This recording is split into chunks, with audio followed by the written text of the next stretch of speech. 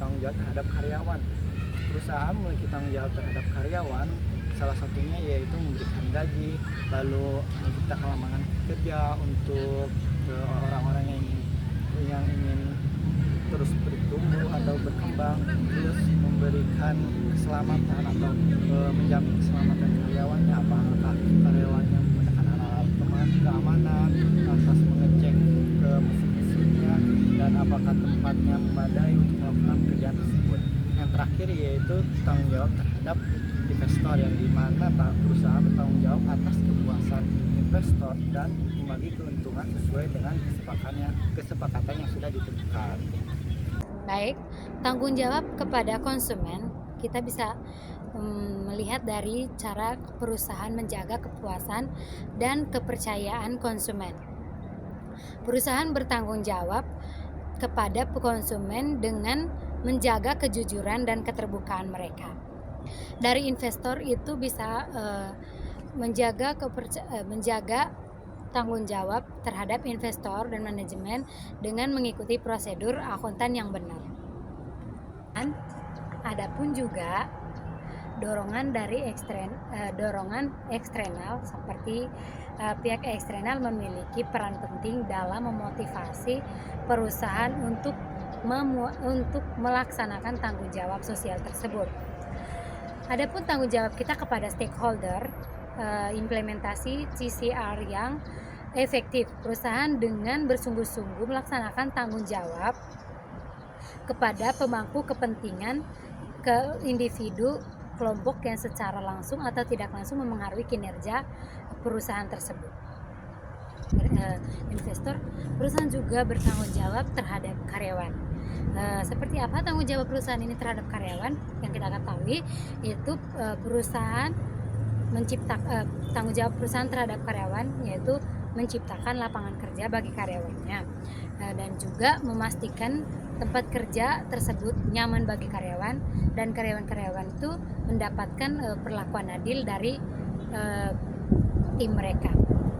Dan juga selain bertanggung jawab terhadap karyawan, perusahaan juga bertanggung jawab terhadap pelanggan. Bagaimana itu perusahaan bertanggung jawab terhadap pelanggan? Seperti yang kita ketahui, di setiap produk itu terdapat kode etik yang dimana perusahaan menetapkan kode etik sebagai peringatan dalam cara pemakaian sebuah produk itu dari bahan apa saja dia terbuat, semuanya itu diterterakan pada kode etik produk tersebut, sehingga menjaga keselamatan pelanggan agar tidak terjadi sesuatu yang tidak diinginkan. Seperti contohnya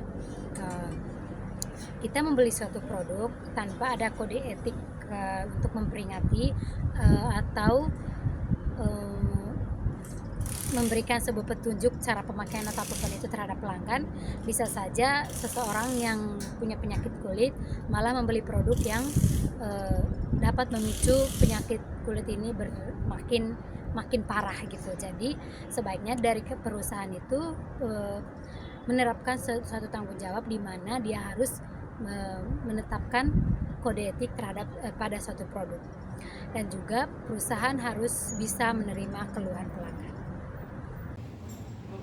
Lalu ini adalah materi yang terakhir, yaitu adalah manajemen kewirausahaan, yang dimana di dalam manajemen kewirausahaan itu elemen yang paling dasar itu adalah mental yang harus dijamin agar keadaannya itu selalu baik. Lalu para wirausahaan itu adalah orang-orang yang mengetahui bagaimananya cara menemukan kepuasan dalam pekerjaan mereka. Jadi makanya tunjukkan mental yang positif, karena mental yang positif itu akan membawa keberhasilan. Dia itu akan mengikuti keberhasilan yang wirausahawan ini buat. 1. Perilaku pemimpin. Perilaku pemimpin menyangkut dua bidang utama. Yang pertama, berorientasi pada tugas yang menetapkan, merencanakan, dan mencapai sasaran. Dan yang kedua, berorientasi pada orang yang memotivasi dan membina hubungan manusia. Nah, orientasi-orientasi tersebut cenderung menunjukkan perilaku. Yang pertama, merumuskan secara jelas peranan sendiri maupun peranan stafnya. Yang kedua, menentukan tujuan-tujuan yang sukar tapi dapat dicapai. Dan yang ketiga, melaksanakan kepemimpinan secara aktif dalam merencanakan dan mengendalikan kegiatan yang berorientasi pada tujuan. Dan yang terakhir, yang keempat, berminat mencapai peningkatan produktivitas orientasi orang. Peranan penting kewirausahaan bagi masyarakat Indonesia. Seperti yang kita ketahui, Indonesia itu merupakan negara di mana penduduk terbanyak dengan peringkat keempat di Asia. Di mana Indonesia itu belum memiliki kemakmuran ekonomi dan sosial. Indonesia juga sering dilandai dengan masalah-masalah seperti kesenjangan sosial, pengangguran yang tinggi begitu. Dengan adanya kewirausahaan ini dalam masyarakat juga dituntut untuk mempunyai keterampilan dalam berusaha dalam menciptakan suatu kewirausahaan dengan menjadi suatu usaha yang baik, dengan punya keterampilan yang baik akan membawa seseorang ke suatu kesuksesan. Pentingnya punya jiwa kepemimpinan dalam kewirausahaan agar mampu memimpin diri sendiri dan orang lain. Dalam kewirausahaan juga pentingnya memiliki keterampilan saja yang terdapat dalam diri dapat membantu dirinya membangun suatu usaha ataupun pekerjaan. Memberi contohnya seseorang yang memiliki keterampilan dalam menjahit. Ketika seseorang mempunyai keterampilan tersebut, dia mampu untuk membangun suatu perusahaan menjahit. Dari situlah dia mempunyai pemasukan setiap harinya ataupun minggu, tahun, dan seterusnya. Strategi organisasi wirausaha. Pengertian strategi bagi dua, yaitu berdasarkan umum dan berdasarkan khusus, atau secara khusus dan secara umum. Secara umum, pengertian strategi adalah proses perencanaan para pemimpin puncak yang berfokus pada tujuan jangka panjang organisasi disertai penyusunan cara atau upaya bagaimana hal tersebut dapat tercapai. Sedangkan secara khusus, strategi adalah tindakan yang bersifat inkremental dan terus-menerus disertai dengan sudut pandang tentang apa yang diharapkan oleh pelanggan di masa depan. Oleh karena itu, biasanya strategi dimulai dari apa yang dapat terjadi, bukan dimulai dari apa yang terjadi. Peranan wirausaha dalam masyarakat. Adapun peranan wirausaha dalam masyarakat, yang pertama yaitu menciptakan lapangan kerja, yang kedua menurunkan tingkat pengangguran dalam masyarakat, yang ketiga meningkatkan pendapatan masyarakat, keempat yaitu mengkombinasikan faktor-faktor produksi seperti SDA dan SDM, yang kelima yaitu meningkatkan produktivitas, yang keenam yaitu membuat masyarakat menjadi lebih mandiri dan kreatif, yang ketujuh yaitu membuat masyarakat tidak bergantung terhadap pemerintah atau PNS, yang kedelapan yaitu membuat atau menarik investor luar untuk berinvestasi atau menanamkan modalnya di Indonesia, yang kesembilan yaitu yang terakhir, wirausaha biasanya tidak luput dari usaha kecil, yang dimana sering disebut dengan UKM. UKM ini biasanya berkontribusi dalam pembangunan perekonomian Indonesia. Salah satunya yaitu dengan cara menciptakan lapangan kerja, lantas berpartisipasi dalam pembangunan jalan tol dan lain-lain. Assalamualaikum warahmatullahi wabarakatuh. Di sini saya akan menjelaskan model proses komunikasi, fungsi organisasi dalam komunikasi, unsur-unsur komunikasi, hambatan komunikasi. Adapun model proses komunikasi terbagi menjadi 5, yaitu tahap ideasi, tahap coding, nomor 3 tahap pengiriman, 4 tahap encoding, 5 tahap tindakan. Fungsi organisasi dalam komunikasi yaitu terbagi menjadi 4. Yang pertama, fungsi informatif. Apa sih itu fungsi informatif? Fungsi informatif adalah organisasi dapat dipandang sebagai suatu sistem pemrosesan informasi. Yang kedua, fungsi regulatif. Fungsi regulatif yaitu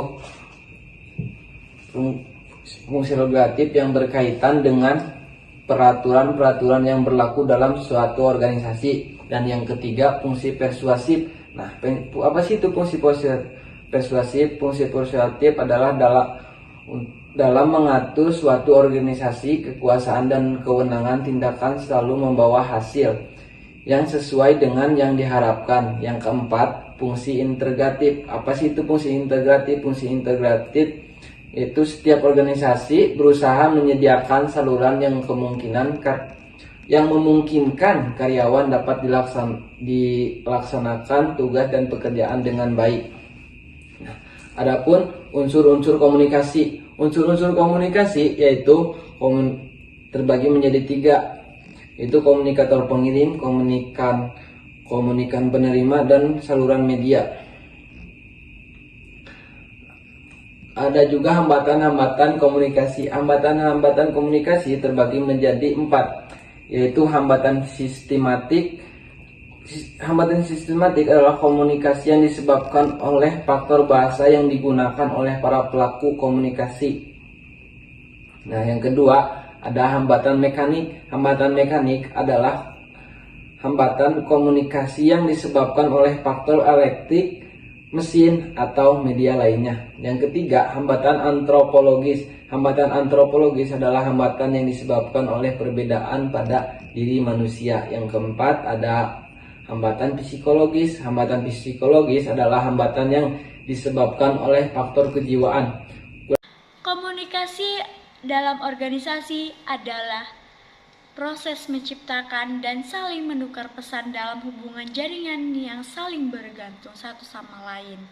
Untuk mengatasi lingkungan yang selalu berubah-ubah, terdapat 3 peran manajerial yang dapat diterapkan oleh seorang manajer dalam suatu organisasi. Yang pertama, peran antar pribadi. Yang kedua, peran informasional. Yang ketiga, peran antar pribadi.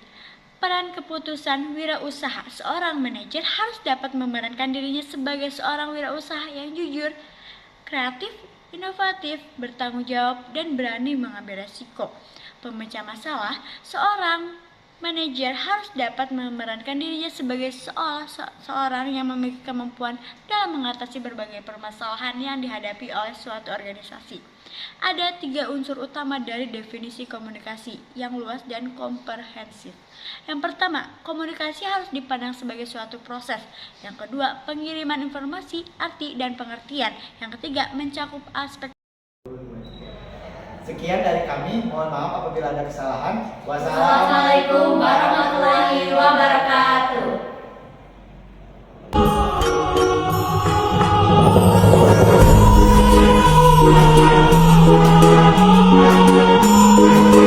Thank you.